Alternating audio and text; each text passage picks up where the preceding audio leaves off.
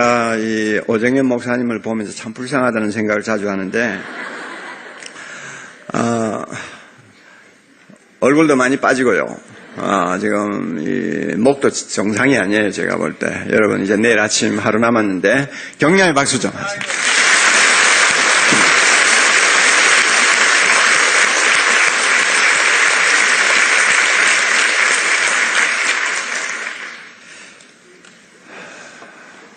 그리고 특세 마치고 나서 새벽마다 나와서 찬양 인도한다는 그것도 안 돼요. 여러분이 앞으로 이제 오 목사님 몇 년 사역해야 됩니까? 한 80까지 할 거예요, 아마. 80까지 하면 30년 이상 해야 되잖아요, 그죠? 지금부터 저러면 안 돼요. 그러니까 특세 마치고 새벽 기도 이제 매일 할 때는 오 목사님에게 조금 여러분들이 자유를 드려야 돼요. 알겠죠? 그리고 여러분이 나와서 기도해야지. 어린애처럼 날라라 이래가지고 안 돼요. 내가 기도하는 힘도 생겨야지. 그렇죠? 그러니까 꼭 오 목사님 나 찬양 인도를 해줘야만이 기도가 터진다. 그것도 문제란 말이에요. 그러니까 그 CD 제가 들어봤는데 참 좋아요. 안 되면은 아예 CD 가지고 들으면서 기도해요. 뭐 그래도 은혜가 돼요. 그래도 은혜가 돼요. 앞으로 목사 될 사람은 반드시 음악을 잘해야 된다. 이게 지금 참 앞으로 큰일 나서 신학교 다니는 학생들 음악의 음치들 아예 목사 될 생각 그만두는 게 좋아요. 정말 기막힌 은사입니다. 할렐루야. 네. 정말 기막힌. 저는 항상 반박자 늦은데 이거는 정확하잖아요.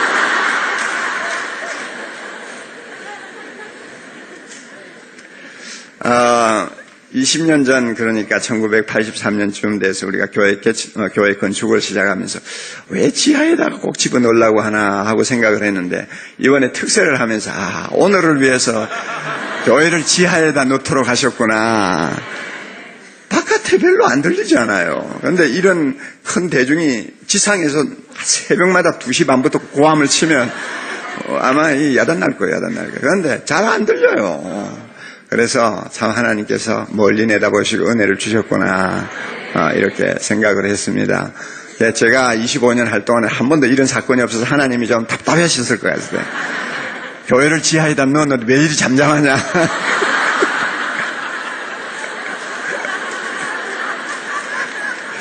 그랬는데 아마 하나님이 너무 답답하시니까 저를 빨리 옆으로 제끼고 이제 우리 오 목사님을 부르신 것 같아요. 할렐루야. 예. 여러분, 오대훈 목사님 오셔서 사도행전 2장을 참 여러 번 언급을 해주셨는데, 오늘 제가 이제 다시 한번 좀 마무리를 하겠습니다. 사도행전 2장 1절, 우선 1절부터 4절까지 우리 함께 교독합니다. 합송합니다.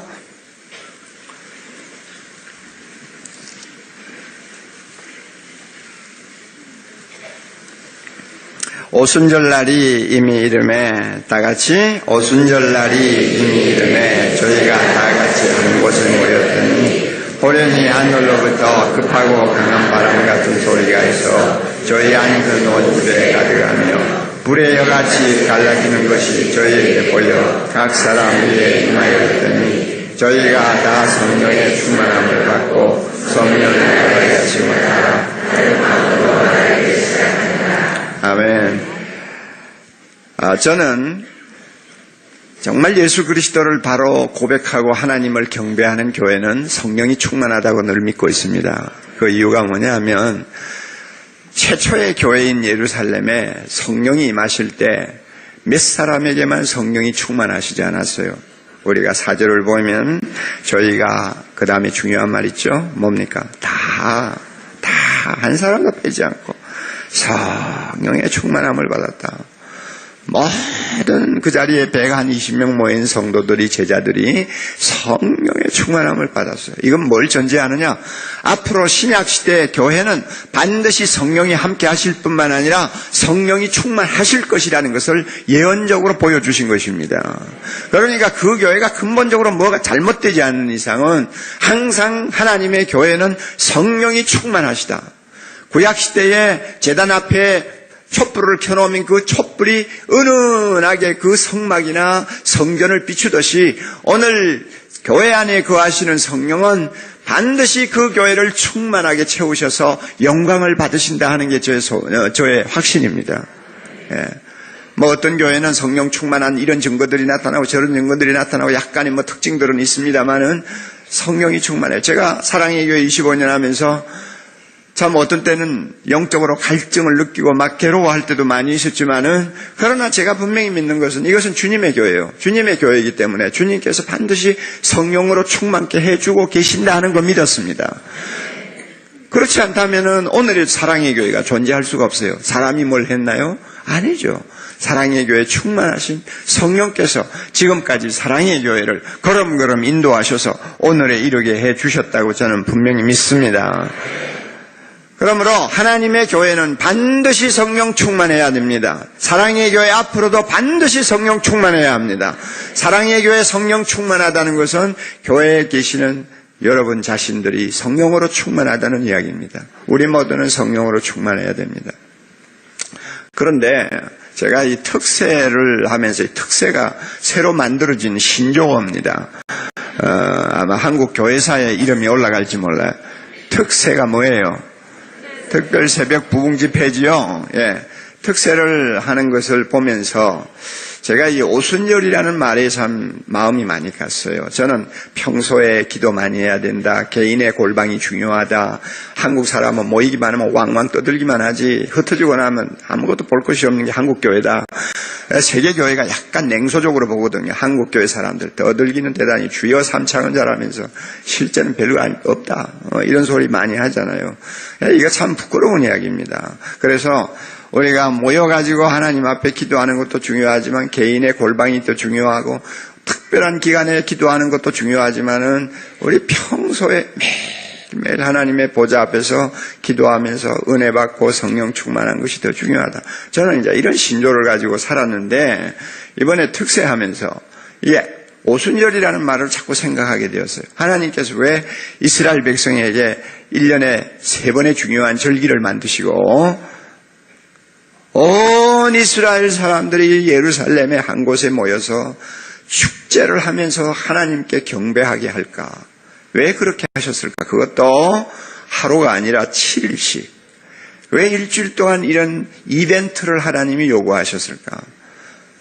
여기에 무슨 의미가 있다. 저는 그런 생각을 했습니다. 평일도 중요하고 개인이 기도하는 것도 중요하지만 한 번씩은 오순절과 같은 이벤트, 오순절과 같은 축제의 행사도 참 필요하다 하는 것을 제가 조금씩 깨닫게 되었습니다. 하나님이 쓸데없는 일을 시키지는 않지 않습니까? 오순절이 뭡니까? 6월절 지나고 다음 날부터 계산해서 50일째 되는 날. 그래서 구약에서는 맥추절이라고도 하고 칠칠절이라고도 하는데 추수감사주일이에요. 그런데 이 오순절을 통해서 하나님은 이 날에 율법을 주셨다. 유대인들은 그렇게 믿고 있어요. 그래서 오순절은 구약교회의 탄생일, 유대교회의 탄생일이라고 그들이 믿고 있습니다. 그런데 이 오순절날 성령이 임하심으로 신약교회가 탄생했습니다. 그래서 오순절은 신약교회 탄생일도 됩니다. 우리 교회의 탄생일도 되지요. 이런 절기를 마련하셔서 성도들이 한자리에 모이게 하시고 함께 하나님을 경배하고 함께 제사하고 함께 축제를 나누고 함께 공동체의 기쁨을 맛보게 하신다는 이유가 있다 이야기입니다. 이런 의미에서 이런 특세의 이런 이 행사는 우리 모두에게 굉장한 은혜를 준다고 저는 믿습니다. 여러분 혼자 기도하는 거하고 이렇게 모여가지고 기도하니까 다르죠? 예, 그리고 이 오 목사님은 약간 이 아이디어맨이에요. 이 강단에다 이렇게 앉혀놓을 필요가 없거든요. 오늘 같은 날 보니까 401호도 아직도 자리가 많이 있는데 왜 이렇게 고생을 시켜? 그런데 이게 말이죠. 이게 속된 말로 분위기 잡는 건데 이 우리가 신앙생활 하는데도 이런 자극적인 뭐가 필요해요. 함께 모여가지고 왕왕 하면서 막 찬양하면 우리가 구원받은 백성들이 혼자 있을 때보다도 우리가 한 자리에 모였을 때 힘을 얻지 않아요. 할렐루야. 하나님께서도 혼자보다 두세 사람이 기도하는 거 더 좋아하시죠. 하나님께서는 이스라엘 백성들이 각 지파마다 뭐 하는 것보다도 예루살렘에 함께 모여가지고 무리를 이루고 공동체를 이루어 하나님을 찬양하는 거 더 좋아하시는 것 같아요. 한 번씩은 필요하다 그 말이에요. 그래서 이번 특세를 통해서 우리가 오순절에 특별한 은혜를 체험했다고 믿습니다. 진짜 성령이 우리 교회에 충만하시고 성령께서 역사하시는 거 우리 모두가 마음으로 느끼고 믿음으로 확인할 수 있는 기회 주신 우리 하나님께 감사를 돌려야 하겠습니다. 자, 우리 모두가 이제 특세를 통해서 참 은혜를 많이 받았어요. 또 성령의 충만한 여러 가지 참 경험들을 여러분이 하시고 계시리라고 보는데 이제 하루만 있으면 마무리를 합니다. 내가 과연 성령 충만한가? 한번 오늘 아침에 점검 좀 합시다. 내가 성령 충만한가? 사도행전 2장은 이 질문에 대해서 대답을 명확하게 하고 있어요. 내가 성령 충만한가? 그럼 뭘 보고 날 보고 성령 충만하다고 말할 수 있는가? 적어도 10가지 이상을 제가 끌어낼 수가 있지만 사도행전 2장에서 중요한 거 한 8가지만 제가 시간 허락하는 범위 안에서 여러분에게 던져드릴 테니까 그것을 자기에게 적용을 하세요. 아, 나에게 이런 현상이 있다. 나에게 이런 표가 있다. 아, 나는 그러므로 성령 충만하구나 하는 것을 여러분이 확인하시기를 바랍니다. 여러분, 성령 충만이 뭔지 아세요? 그것부터 이야기합시다. 성령 충만이 뭔지. 물론 성령 충만은 굉장히 복합적이고 신비한 어떤 현상입니다. 그러므로 어떤 일면만 가지고 성령 충만이다 하고 우리가 주장을 하면 잘못되기 쉽습니다. 하나님의 영이 역사하는 곳은 너무너무 신비한 요소가 많이 있습니다. 그러므로 성령 충만은 이렇다 하고 우리가 선을 그어서 말하기는 어렵지만은 가장 건전한 견해는 이겁니다. 예수님이 부활하시고 나서 제자들과 함께 40일 동안 자주 만나시면서 나누신 주제가 뭡니까? 하나님의 나라입니다. 예수 그리스도가 영원히 통치하실 그 나라에 대해서 제자들에게 설명하시고 그 나라에 대해서 믿음을 갖게 하시고 꿈을 갖게 하셨어요. 세상 나라가 아니에요. 하나님 나라예요. 그런데 요엘이 예언한 대로 성령이 임하시면 어떤 일이 일어나느냐? 젊은이는 예언할 것이요. 맞습니까? 자녀들은 환상을 보고, 아니요. 자녀들은 예언하고, 젊은이는 환상을 보고, 늙은이는 뭐요? 꿈을 꾼다. 그랬죠? 그러면 꿈을 꾼다, 환상을 본다 하는 것은 보는 시각적인 걸 말하는 겁니다. 예언한다는 것은 입으로 말하는 거예요. 그러면 성령 충만이 뭔지 아세요? 예수님께서 부활하셔서 제자들과 함께 나누시던 주제, 하나님의 나라를 보는 것입니다. 하나님의 나라가 눈에 활짝 열리는 것입니다. 그래서 환상처럼 내 앞에 하나님 나라가 열려요. 그 나라의 꿈을 갖게 돼요. 그 나라의 소망을 갖게 돼요. 그 나라 때문에 그 나라가 완성되어 가는 그 사실을 생각할 때마다 가슴이 뛰어요. 가슴이 뛰어요. 그래서 내가 그 하나님의 나라에 대해서 그 나라를 통치하실 예수님에 대해서 말을 하지 아니하면 견딜 수 없는 어떤 충동을 느껴요. 충만함을 느껴요.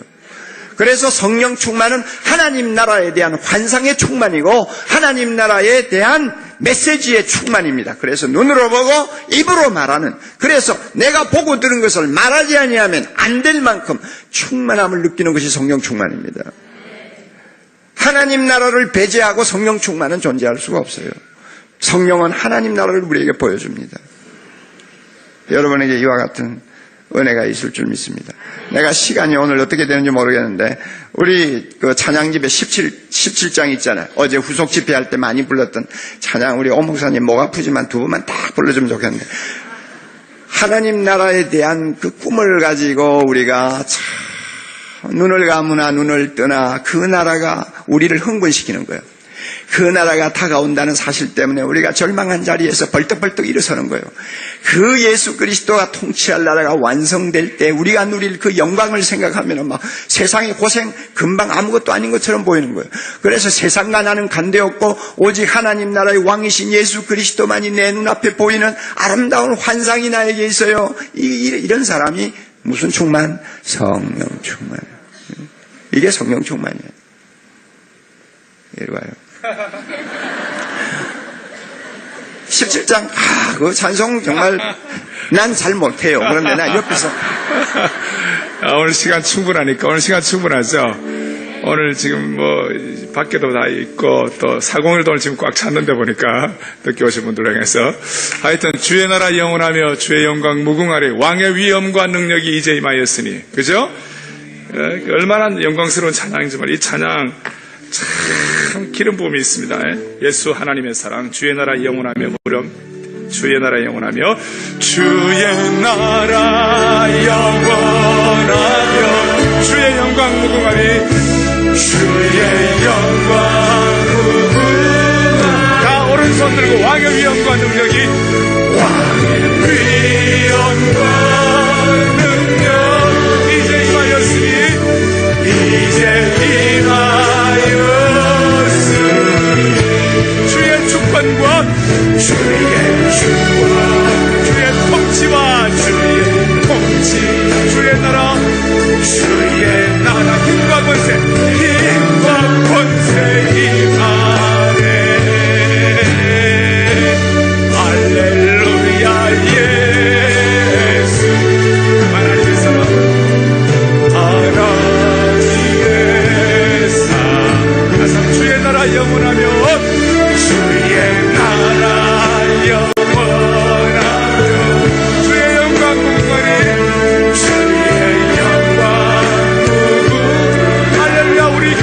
위엄과 능력이 왕의 위엄과 능력 이제 임하였으니 이제 임하였으니 구십회한 분들 마음을 다하여 주의 주권과 주의 통치와 주의 주권과 주의 통치 주의 나라 주의 나라 힘과 권세 임하네 할렐루야 예수 하나님의 사랑 하나님의 사랑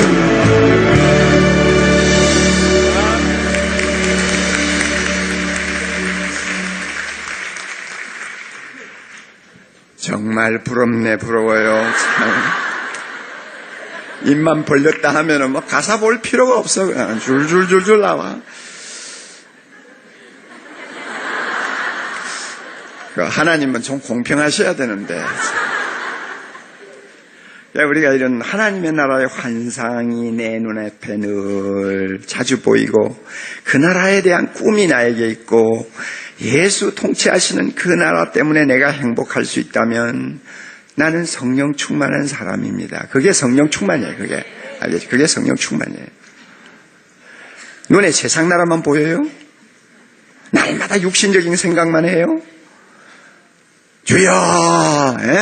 정말 기가 막힌 사람이에요. 그 사람은 성령 충만이 아니에요. 그거는 내가 마귀 충만이라고는 말하지 않지만 육신 충만이에요. 그거는 성령 충만 아니에요. 그러니까 우리가 성령 충만할 때 감정적으로만 생각하지 말고 나의 모든 것이 하나님 나라에 집중되어 있어요. 왜?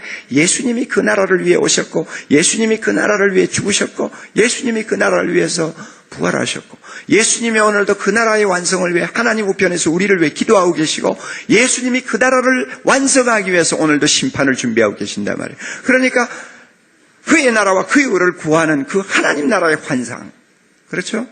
주님의 나라가 완성되고 주의 뜻이 이루어지는, 그래서 나라와 권세와 영광이 아버지께 돌아가는 그 아름다운 내일에 대한 환상이 나의 마음을 꽉 사로잡고 있으면 이 사람을 일컬어서 성령 충만하다 그래요.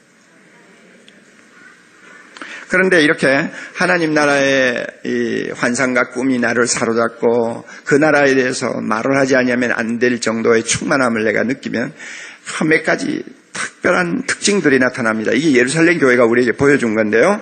잘 보세요. 첫째로요. 특징이 나타나요. 어떤 변화가 나에게 일어나요. 첫째, 참 중요한 거. 세상이 두렵지 않게 됩니다. 세상이 두렵지 않게 돼요. 여러분, 성령이 각 사람 머리 위에 임하여서 그들로 하여금 말하게 하니까 제자들이 각자 방언으로 하나님의 큰 일, 예수 그리스도가 부활하셨다고 하는 복음을 외치기 시작했어요. 이거는 기가 막힌 사건입니다. 여러분 그 당시의 상황을 한번 잠깐만 마음에 그려보세요. 예수님이 십자가에 못 박힌 지 지금 사흘도 안 됐어요. 그냥. 그때 얼마나 유대나라 사람들과 로마 군인들이 눈에 핏발이 설 정도로 예수님에 대해서 증오했습니까? 얼마나 군중들이 예수님을 증오하고 비난하고 머리를 흔들면서 예수님을 모욕했습니까? 그 분위기가 아직도 쫙 깔려있단 말이에요. 그리고 제자들은 문 잠그고 방 안에 앉아서 눈물출하고 벌벌 떨고 있었잖아요. 누구든지 예수님에 대해서 좀 안 좋은 이야기를 하면 언제 끌려가서 어떻게 처형될지 모르는 분위기예요. 이런데 갑자기 성령이 말을 하게 하시니까 말 안 하고는 못 견뎌요. 예수 살아나셨다. 그것도 예수님이 살아나셔서 전에처럼 제자들과 함께 계신다면 또 나아요. 죽었던 사람이 살아서 옆에 있으니까 누가 무슨 말을 하겠어요. 그러나 예수님이 대제사장이 이제 보였어요, 안 보였어요? 안 보였죠. 유대나라 사람들에게 예수님이 실제로 살아나신 모습을 보여주지 않았어요. 그럼에도 불구하고 예수님이 살아나셨다고 소리치면서 증거하기 시작했으니 이거는요, 세상을 두려워하면 절대 할 수 없는 일입니다. 사람을 두려워해서는 절대 할 수 없는 일이에요. 그런데 제자들은 했어요. 성령 충만하면요, 세상이 두렵지 않게 됩니다. 사람이 무섭지 않아요. 여러분에게 이런 변화가 있나 한번 보세요. 세상을 살아갈 생각하니까 겁이 자꾸 나고, 사람을 보면 자꾸 피하고 싶고, 뭔가 위축이 되어가지고, 밤이고 낮이고 내가 시달림을 받는다, 스트레스를 받는다. 그래가지고 나중에 나도 모르게 우울증에 걸린다. 성령 충만한 사람에게 이런 일은 없어요.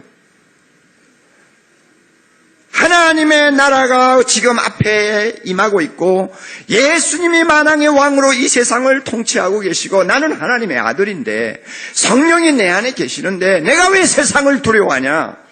담대함이 생겨요. 사도행전 보세요. 사도행전 보면 성령 충만한 사람들에게 나타나는 가장 두드러진 부분이 담대함이에요. 나중에 끌려가 죽어도 그냥 조금 더 두려워하지 않는 그들의 모습을 보이잖아요. 담대함. 세상을 두려워하지 않아요. 사람을 두려워하지 않아요. 그러니까 예수님의 복음을 마음대로 전하는 것입니다. 누구를 만나든지 전하는 거예요. 대각성 전도집회 앞두고 여러분 복음을 전하는 것이 두려워요. 사람이 자꾸 두려워요. 기도하셔야 됩니다. 아직도 우리는 성령 충만하지 못한 증거니까 주여 성령 충만하면 예루살렘 교인들처럼 참으로 세상 두려워하지 않냐고 소리칠 수 있는 용기가 나에게 생긴다고 했는데 하나님 나에게 이와 같은 담대함을 주옵소서. 기도하면 대각성 전도 집회 앞두고 우리가 말 못할 거 없어요.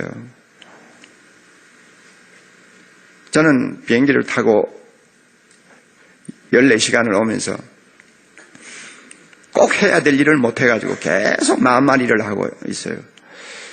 제 옆에 저보다 훨씬 젊은 사람이 탔어요. 이번에는 우리 집 사람이 안 갔기 때문에 옆에 이제 다른 사람을 앉히고 와야 되잖아요. 보니까 안 믿는 사람이에요. 그런데 굉장히 거만하세요. 그러니까 나중에 수첩을 내가지고 뭐 하는 거 보니까 외교관 수첩을 갖고 있더라고요. 그래서 아마, 이분이 우리나라 외교관인가 보다. 그런데 외교관이 그렇게 거만해가지고 무슨 외교를 합니까? 내가 인사를 해도, 이러고는 그만 대답도 없고. 자, 그리고 자꾸 포도주를 마시는 거 보니까 안 믿는 사람이에요. 나도 마실 수 있었는데 그 사람 때문에 못 마셨죠. 그런데 자꾸 마음에 이 사람에게 전도를 좀 할 수 있어야 되는데 14시간이나 지금 같이 가야 되는 싫든 좋든 붙어가야 되는데 전도를 좀 해야 되겠는데 하나님 저에게 좀 전도할 마음을 주세요. 그런데 그만 14시간 동안 한마디도 못하고 내렸어요. 그 거만한 사람이 자꾸 거슬리는 거예요. 거슬려. 그리고 나는 또 2주간 또 집회를 하고 왔기 때문에 지치지 않아요. 지쳐가지고 피곤하고 말도 하기 싫고. 그만 그게 서로 작용을 해가지고 그만 14시간을 벙어리처럼 한마디도 나누지 않고 내려버렸어요. 그런데 그게 지금도 마음이 아파요. 내가 왜 그 사람, 거만한 사람을 내가 두려워할 이유가 뭐예요? 거만하면 거만했지. 그렇죠. 성령 충만하면요, 사람 두려워하지 않아요. 겁나지 않아요. 세상 겁나지 않아요. 여러분, 우리나라 경제가 어려워지고 있어도 걱정은 해도 두려워하지는 마세요. 할렐루야. 우리는 하나님의 백성이에요. 지금까지 뭐 정치 잘해서 이 나라가 살아왔나요? 그렇잖아요. 뭐 대통령이 뭐 훌륭해가 살아나왔나요? 다 그렇고 그런 사람들 다 지금까지 우리가 당할 만큼 다 당했는데, 그렇죠? 그런데 우리가 이렇게 새벽에 나와서 나라를 위해 기도하면 하나님이 어떤 방법으로든 다 일이 되도록 해 주실 거예요. 예. 그러니까 세상 두려워하지 말라고 말이에요. 두려워하지 말고, 사람 두려워하지 말고, 담대하세요. 담대한 마음 갖고, 복음 전하고, 담대한 마음 갖고 세상을 살면 우리를 보고 하나님은 너 성령 충만하다. 그렇게 말씀합니다. 또 두 번째로 우리가 봅시다. 하나님을 참 기뻐하고 경배하는 마음이 더 진지해집니다. 여러분 42절에 보면 회개하고 돌아온 3,000여 명의 사람들이 사도의 가르침을 받아서 서로 교제하고 떡을 떼고 기도하기를 전혀 힘쓰니라. 하나님과의 관계에 변화가 일어난 것입니다. 옛날에는 하나님 적당히 믿었는지 몰라요. 그러나 성령 충만하면 하나님을 정말로 더 사랑하고 기뻐하게 됩니다. 그래서 예배하는 자세가 달라지고 말씀을 공부하는 자세가 달라지고 기도하는 자세가 달라져요. 그래서 보세요. 46절 보면 날마다 마음을 같이 해서 어디에 모였어요? 성전에 모였어요. 예배했지 않겠어요? 그리고 또 집으로 돌아왔어요. 그러면서 47절 보면 하나님을 찬미했다고 했어요. 그래서 하나님이 너무 좋아가지고 견디지 못하는 거예요. 예수님이 너무 좋은 거예요. 그래서 항상 예수님만 생각하면 행복하고 기도하고 싶고 말씀을 읽으면은 입에 꿀송이처럼 달고 그 말씀이 마음속에서 뱅뱅 마치 샘처럼 솟으면서 말보다 할 수 없는 참 마음의 그 풍요로움을 느끼는 사람이 됩니다. 이게 성령 충만한 사람의 증거예요. 예수님이 이전에 비해서 너무 좋은 거. 그래서 할 수 있으면 주님과 가까이 있고 싶어하는 마음에 갈증이 있어요. 이거 성령 충만한 증거입니다. 여러분 자신에게 잘 적용하세요. 새벽기도 나왔다 갔다 왔다고 해서 40일 개근했다고 해서 성령 충만하다. 여러분 그렇게 착각하지 마시고 참으로 내가 하나님을 이전보다 더 사랑하고 기뻐하는가. 그래서 전보다도 말씀을 더 가까이 두고 사는가. 전보다 더 말씀을 내 마음에 묵상하기를 좋아하는가. 전보다도 더 주님 앞에 나가서 기도하고 찬양하기를 좋아하는가. 전에는 예배 시간에 그저 시작하고 한 10분 정도 주기도문송 다 끝나고 나서 들어오는 게 습관이었는데 이번에 내가 은혜 받고 나서는 예배 전 10분 전에 와서 준비기도 하고 하나님 앞에 예배 보는 사람이 되었다. 성령 충만한 사람. 아멘. 그만큼 하나님을 좋아한다는 이야기예요. 여러분에게 이런 증거가 있기를 바랍니다. 세 번째는요. 사람과의 관계에 변화가 일어납니다. 사람과의 관계에 변화가 일어나요. 우리가 예루살렘 교회 보면요. 42절에 서로 교제하는 관계가 이루어졌죠. 마음과 마음이 열렸다는 거예요. 마음과 마음이 열렸어요. 성도들 간의 마음과 마음이 열렸어요. 그리고 또 44절, 45절 보면 가난한 사람들에 대해서 깊은 관심을 갖기 시작했어요. 주변에 있는 어려움을 당하는 사람, 고통하는 사람, 우는 사람. 전에는 그냥 무관심하게 넘어갔을지도 모르고 그저 잠깐 그저 어떤 동정을 했을지 모르지만 이제 성령 충만하고 보니까 예수님이 사람을 볼 때 불쌍히 여기는 그 마음이 자기 마음이 되어버렸어요. 그래서 가난한 자를 보든지 고통당하는 자를 보든지 항상 내 고통처럼 느끼고 기도해주고 관심을 갖게 되고 그들을 도와주려고 하는 마음이 생겨요. 그리고 46절도 보니까 날마다 마음을 같이 해서 한 마음이 되었어요. 이런 내용을 보면 성령 충만한 사람은 사람과의 관계에 변화가 일어난다. 전에 지금까지 미워하던 사람을 나도 모르게 사랑하게 돼요. 용서하지 못하는 사람을 용서하게 돼요. 옛날 같으면 막 신경질 낼 일도 넓은 마음을 가지고 받아줘요. 저 사람이 여러 가지 어려우니까 저렇구나. 회사 나가서 직원들을 대하는 태도가 달라져요. 여러분 성령 충만하면 큰 소리로 찬양만 하는 거 아니에요. 사람과의 관계가 달라져요. 남편과의 관계가 달라져요. 자식을 보는 눈이 달라져요. 그래서 모든 주변이 높은 산이 낮아지고 그 다음에 골짜기가 도두어지고 그래서 사람과의 관계가 천국을 이루는 관계, 사랑의 관계로 변합니다. 할렐루야. 여러분 성령 충만합니까? 이런 인간과의 관계를 한번 잘 체크해 보세요. 새벽에 나와가지고 막 2시부터 교회 나간다고 법석을 떨고 해가지고 교회 가서 4시간이나 앉아서 은혜 받고 돌아왔다는 사람이 여전히 그냥 막 집안에 오면은 다른 사람을 불편하게 만들고 자녀들 마음속에 저 뭐 때문에 새벽에 저렇게 갔다 와가지고 잠을 못 자니까 더 신경질을 내네 뭐.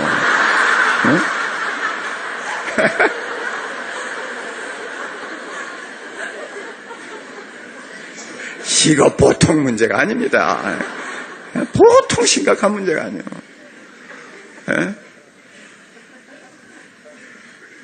사람과의 관계가 은혜로 평정되어야 합니다. 이게 성령 충만한 사람의 특징이에요. 여러분, 제가 구약에 있는 성경 본문 하나 인용할게요. 이사야 58장을 한번 펴보세요.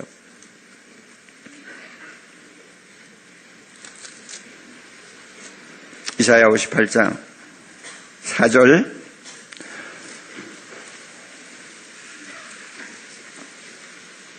이사야 58장 4절 1038페이지 정도 될 거예요. 예, 거기 보면 보라, 지금 이스라엘 백성이 금식하고 있어요. 보라, 너희가 금식하면서 뭐 하고 있습니까? 지금 다투고 있고 싸우고 있고 또 악한 주먹으로 사람을 치고, 너희의 오늘 금식하는 것은 너희의 목소리로 상달케 하려 하는 것이 아니다. 다시 말하면 너희들이 금식하는 이유는 하나님 앞에 기도를 더 잘하기 위해서, 하나님이 그 기도를 들으시도록 하기 위해 금식하지 않느냐. 그런데 금식하면서 인간관계는 엉망이요. 계속 다투어요. 계속 싸워요. 계속 악한 주먹으로 때려요. 그래서 5절 보세요. 이것이 어찌 나의 기뻐하는 금식이 되겠으며 이것이 어찌 사람이 그 마음을 괴롭게 하는 날이 되겠느냐. 그 머리를 갈대같이 숙이고 굵은 배와 재를 펴는 것을 어찌 금식이라고 하겠으며 여호와께 연락될 날이라 하겠느냐. 보세요. 그 다음에 5절 6절 중요합니다. 나의 기뻐하는 금식은 흉악의 결박을 풀어주며, 전부 인간관계입니다. 잘 보세요. 멍에 줄을 끌어주며 압제당하는 자를 자유케 하며 모든 멍에를 꺾는 것이 아니겠느냐. 또 줄인 자에게 내 식물을 나눠주며 유리하는 빈민을 내 집에 들이며 벗은 자를 보면 입히며 또 내 권력을 피하여 스스로 숨지 아니하는 것이 아니겠느냐.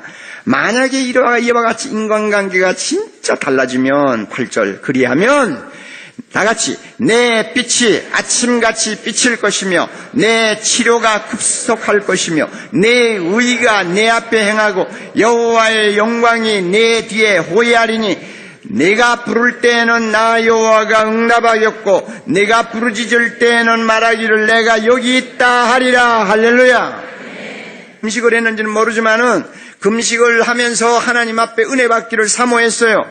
그런데 금식을 하면서도 인간관계는 여전히 옛날 그대로예요. 그러니까 기도가 상납이 안 되고 하나님에게 연락이 안 되고 문제가 해결이 안 되는 거예요. 성령 충만한 증거는 사람과의 관계의 변화가 일어납니다. 은혜로운 변화가 일어납니다. 여러분, 부부관계, 부모 자식 관계, 직원들과의 관계, 이웃과의 관계 잘 점검하세요. 잘 점검하세요. 그래서 내가 성령 충만하다면 이런 문제들은 이제 내가 스스로 은혜로 해결해야 된다. 그래서 용서하지 못한 자 용서하고, 그래서 받아줄 자 받아주고, 함께 울어야 될 자는 함께 울어주고 하는 이런 인간관계가 제대로 여러분 새롭게 변화될 때 그 사람을 일컬어서 성령 충만하다고 그럽니다. 자, 몇 가지 이야기했어요? 3가지, 4가지요. 표적과 기사가 가끔 일어납니다. 예루살렘 교회도 그랬죠. 사람마다 두려워하는데 43절 사도들로 인하여 기사와 표적이 많이 나타나니, 성령 충만한 곳에는 표적과 기사가 자주 가끔 일어납니다. 아마 앞으로 이제 여러분이 참 오정현 목사님을 중심으로 해서 은혜 받고 또 자주 기도 많이 하고 찬양의 은혜를 받고 이러면서 여러분이 신앙생활 하면요, 어떨 때는 희한한 일이 가끔 일어날 수 있어요. 하나님이 역사하십니다. 알아요? 병이 낫기도 하고요. 여러 가지 참 여리고성과 같은 암담한 어떤 문제가 기적적으로 참 풀리기도 하고요. 여러 가지 이적과 기사가 일어날 수 있습니다. 이것은 우리가 기대해야 합니다. 왜? 하나님은 능치 못하심이 없습니다. 믿습니까, 여러분? 예, 하나님은 능치 못하심이 없어요. 그러므로 사랑의 교회 와서 정말로 성령 충만한 자에게 병도 낫고, 사랑의 교회 와서 정말 성령 충만한 젊은이들에게 직장이 열리고, 정말로 사랑의 교회 와서 은혜 받은 사람들에게 자기의 어떤 꿈이 이루어져서 하나님께 영광을 돌리는 희한한 일들이 좀 일어나요. 앞으로 계속 일어날 수 있습니다. 여러분, 이거 기대해야 됩니다. 또 5번째로 성령 충만하면요, 재물의 욕심으로부터 자유함을 얻습니다. 사도행전 보니까 가난한 자들을 위해서 자기 재물을 내놓았죠. 44절, 45절 보면 모든 물건을 서로 통용했고 자기 재산을 팔아서 다 나눠주고 자기 것을 어떤 재물을 가지고 내 것이라고 욕심 부리는 사람이 교회 안에 없어졌어요. 다시 말하면 이것은 물질관이 바뀐 것입니다. 돈에 대한 애착에서 자유함을 얻었어요. 제가 볼 때 여러분에게 가장 심각하게 체크해야 될 부분이 이것이 아닌가 생각합니다. 왜냐하면 현대인들은 이 돈이라고 하면 진짜 사죽을 못 쓰잖아요. 정말로 이거는 뭐 찬양으로는 하나님 사랑한다고 아무리 떠들어도요, 마음으로는 돈을 너무너무 사랑하세요. 그래서 얼굴들 보면 전부 돈이라고 다 돼 있어요. 여러분, 돈을 딱 써놓고 그 눈 2개만 그리면 얼굴이 돼요. 그런데 돈을 좋아한다는 거하고 사랑한다는 거하고는 달라요. 옥목사도 돈 좋아합니다. 돈 싫어할 이유가 없잖아요. 그 돈을 가지고 얼마나 하나님의 영광을 위해서 중요한 일을 많이 하는데 돈 싫어할 이유가 뭐 있어요? 그리고 돈을 어느 정도 가졌을 때 인간 대우 받는 것도 사실 아니에요. 또 돈이 있을 때 또 어느 정도 힘을 가지고 선한 일을 할 수 있잖아요. 돈을 미워할 필요가 없어요. 그러나 돈의 마음이 노예가 되는 것만은 우리가 피해야 돼요. 돈. 여러분, 이번 특세하면서 여러분에게 일어난 변화 가운데 돈에 대한 어떤 여러분의 애착이 자기도 모르게 없어졌다. 그러면은 그 사람 진짜 성령 충만한 사람입니다. 할렐루야. 진짜 그래요, 진짜. 진짜요, 그는. 진짜요. 우리 교회 성도들 헌금도 잘하시고요. 참 정말로 돈에 대해서도 성경적으로 신앙적으로 청지기가 바로 되어보려고 참 애쓰는 분들 많아요. 너무너무 그런 분들이 많으니까 제가 이런 이야기 하는 거 이상하지만, 그러나 다시 제가 말씀드립니다. 돈에 대해서 지나친 애착감이 있어요. 탐욕이 있어요. 그거 안 돼요. 성령 충만한 사람 아니에요. 성령은 절대 그런 사람 그대로 두지 않아요. 성령이 어떤 때는 얼마나 무서운지 아세요? 하나님이 정말 사랑하는 사람이 돈의 노예가 되어가지고 끝까지 회개 안 하면요, 가졌던 거 싹 빼앗아 가버려요. 하루아침에 없어져요. 하루아침에. 돈을 잃더라도 사람을 살리겠다 하는 것이 하나님의 마음이에요. 맞아요? 안 맞아요? 맞죠? 예, 맞죠. 이게 하나님의 마음이에요. 그러므로 여러분, 돈을 열심히 버세요. 또 돈을 벌기 위해서 공부도 많이 하세요. 또 돈을 벌기 위해서 여러분이 아침부터 저녁까지 열심히 뛰세요. 회사 가가지고 아니면 직장에 가가지고 나는 특세 다니면서 은혜 받았다 해가 성경 펴놓고 정성 맞게 이러지 말고 열심히 뛰어야 할 때는 뛰라 그 말이에요. 맞았어요? 안 맞아요? 예, 세상 사람에게 뒤져서는 안 돼요. 그래서 하나님이 주시면 또 받고요. 그러나 마음은 돈으로부터 자유해야 합니다. 그래, 돈으로부터 자유하면 하나님이 나에게 왜 재물을 주셨는가 하는 문제를 놓고 기도하게 되고, 하나님이 기뻐하시는 일을 위해 쓰라 하면은 주저하지 아니하고 쓸 수 있는 자유함을 누리게 됩니다. 할렐루야. 여러분, 이런 사람 되시기 바랍니다. 지금까지 상당히 생활 수준이 좋은데도 헌금을 너무 적게 하신 분, 그런데 놀랍게도 이번에 특세에 개근을 하셨다고 하면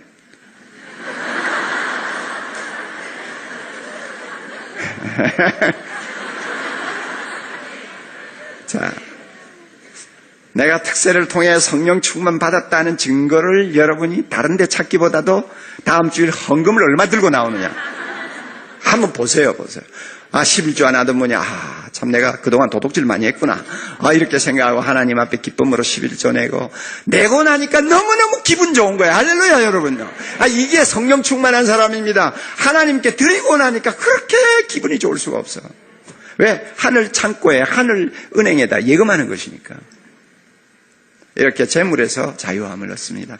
그래서 예수 믿는 사람은 행복해요. 부할 때도 은혜로 살고 가난할 때도 은혜로 살고 어떤 형편에서든지 우리는 뭐 하는 법을 배우고 있어요? 자족하는 법을 배우고 있어요. 믿습니까? 잘 산다고 별거 아니에요, 여러분요.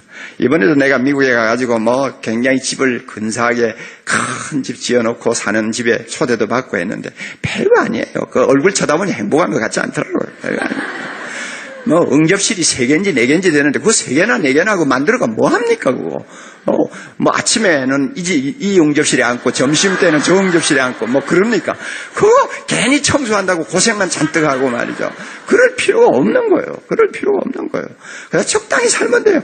그러나 하나님이 큰 집 주시면 또 하나님이 큰 집 주시니 감사합니다 하고 사는 거고, 작은 집 주시면 작은 집 가서 또 감사합니다 하면 되는 거예요. 그렇잖아요. 예, 우리가 이렇게 물질에 대해서 초연하면 우리 행복해집니다. 이런 사람이 성령 충만한 사람이에요. 그 다음에 6번째로요. 성령 충만한 사람의 특징 가운데 하나가 기쁨이에요. 사도행전 2장에도 나타납니다만 성도들의 얼굴이 기쁨이 충만해요. 환해요. 이유도 없이 좋아하는 거예요. 이유도 없이. 세상 사람들이 볼 땐 진짜 이유도 없이 좋아하는 거예요. 그러니까 자기들이 이해를 못하는 거예요. 무엇이 좋아서 저렇게 좋아하나. 이게 성령 충만한 사람이에요. 처음에 개척교회 해가지고 교인들 한 30명 정도 모였을 때 바로 교회 옆에 양옥집에 사는 가정에서 우리 교회를 가까우니까 나오셨어요. 나왔는데 그 가정에는 파출부가 있었어요. 매일 왔다 갔다 하는 파출부가 있는데 그분이 한 50대 되는 파출부인데 신앙생활을 너무 잘하세요. 잘하는데 한 번은요 제가 신방을 갔는데요 그분이 이런 말을 해요. 목사님, 이 가정요 참 잘 살아요. 참 돈도 많고요. 부부가 참 젊고 뭐 두 사이도 좋고요. 참 좋은데요. 교회를 다닌다면서 내처럼 이렇게 파출부 다니고 가난하게 사는 나에게 있는 것이 이 가정에 없는 것 하나 있어요. 그래, 뭔데요? 그랬더니 기쁨이 없어요. 나에게는 기쁨이 있어요. 근데 이 부부는 보면 기쁨이 없어요. 하루 종일 내가도 부인이 찬송가 부르는 거 못 봤어요. 성령 충만한 사람은요, 이유 없는 기쁨이 있습니다. 할렐루야. 기뻐할 수밖에 없지. 내가 구원받았어요? 안 받았어요? 받았죠. 죄 용서 받았어요? 안 받았어요? 그것만 해도 얼마나 엄청난 거예요. 하나님이 누구요? 이웃집 아저씨요? 누구요? 하나님이 내 아버지 아니에요. 맞아요? 안 맞아요? 그리고 내가 필요할 때마다 언제든지 하나님 앞에 가서 기도하면 하나님 들어주신다고 이 성경에 약속하고 있잖아요. 그러니까 언제든지 난 자신 있다고. 그러니까 나도 모르게 기쁨이 있어요. 인생은 점점 세월이 가서 옥목사처럼 주름이 생기고 늙어가고 인생의 겨울을 앞두고 있지만 그 대신 무엇이 가까워옵니까? 하나님의 나라가 자꾸 가까워오잖아요. 그렇죠. 그러니까 나도 모르는 어떤 기쁨이 우리 안에 있는 거예요. 그래서 근심하는 자 같으나 항상 기뻐하고. 다 같이 따라하세요. 근심하는 자 같으나 항상 기뻐하고. 안 따라하네요. 다 같이. 예. 우리야 세상 살다 보면 너무나 힘든 일도 많으니까 겉으로는 근심하는 것처럼 보이죠. 그러나 내면에는 뭐가 있어요? 세상 사람이 모르는 기쁨이 있어요. 다시 한번. 근심하는 자 같으나 항상 기뻐하고. 다시 한번. 근심하는 자 같으나 항상 기뻐하고. 또 한번. 근심하는 자 같으나 항상 기뻐하고. 할렐루야. 다시 한번. 근심하는 자 같으나 항상 기뻐하고. 이게 우리란 말이에요. 성령 충만한 사람이에요. 성경에 어디 있는지 알아요? 고린도후서 6장 10절이에요. 근심하는 자 같으나 항상 기뻐하고.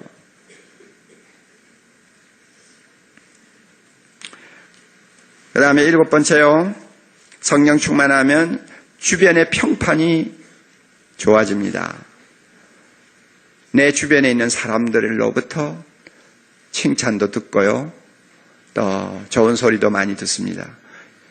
예루살렘 교회 보면은 주변의 사람들로부터 칭송을 받았다 하는 말이 나오죠. 마지막에 가면. 그래서 온 백성에게 칭송을 받으니 47절. 제가 가만히 보니까 그런 것 같아요. 기도 많이 하는 사람이 칭찬을 받는 게 아니라 성령 충만한 사람이 칭찬을 받아요. 예. 우리나라 교인들 기도 많이 하는 편이에요. 새벽에 이렇게 열심히 나와 기도하는 나라가 없어요. 솔직히 없어요. 약간 한국 교회를 좀 모방을 해보려고 흉내를 내는 데는 좀 가끔 있지만은 우리나라처럼 이렇게 새벽에 나와 기도하는 교회 없어요. 지금 이 특세 때문에 지금 특세가 지금 전염병처럼 좀 번지고 있어요. 나라가 어려우니까 하나님께서 이런 방법으로 무슨 일을 하시나 봐요. 우리로 하여금 기도하게 하시는 것 같아요. 그런데 내가 보니까 이렇게 새벽에 나와 기도 많이 하는 대한민국인데, 한국 교회인데도 주변의 평판은 별로예요. 기도 많이 한다는 사람들의 평판이 별로예요. 이거 안 좋은 겁니다. 성령 충만하면 우리가 예수님을 닮은 제자의 모습을 사람들에게 보여주는 것입니다. 그러므로 나를 미워하는 사람도 속으로 저 사람은 어딘가 달라. 그래도 뭔가 있어. 하고 인정을 해줄 만큼 우리에게 다른 점이 있습니다. 평판이 좋아져요. 그런데 여러분이 회사에 가서도 저거 뭐 날마다 성경 보고 교회 뛰어다니지 행편없어 저거. 이런 소리를 우리가 듣는다면 이건 심각한 문제예요. 자, 끝으로요. 성령 충만하면 그 성령 충만한 사람들이 다니는 교회는 지속적으로 성장합니다. 부흥합니다.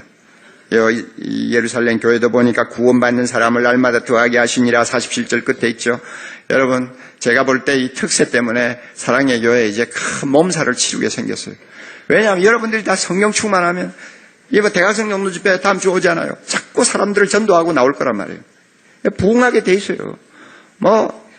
자꾸 억지로 사람들 끌어다가 앉히려고 할 필요가 없어요. 자연히 부흥하게 돼 있어요. 그래서 이거 앞으로 이제 우리가 이거 공간이 좁아서 어떻게 할 것인지 이제 진짜 기도 제목이 나와야 될 것 같아요. 그런데 하나님은 항상 우리에게 지경을 넓혀 주셨습니다. 지난 25년 동안 지경을 넓혀 주셨어요. 이 교회 지을 때 와가지고 어떤 사람은 5,000명이 맥시멈입니다 그랬는데 지금 23,000명, 4,000명 모여도 지금 해내지 않아요. 그렇죠? 그러니까 하나님께서 어떤 방법으로 앞으로 인도하실지 몰라요. 그러나 분명한 것은 아무리 교회당이 좁아도 교회는 부흥해야 됩니다. 할렐루야! 우리를 통해서 점점 교회는 왕성해야 됩니다. 예, 성령 충만한 증거입니다. 성령 충만한 증거.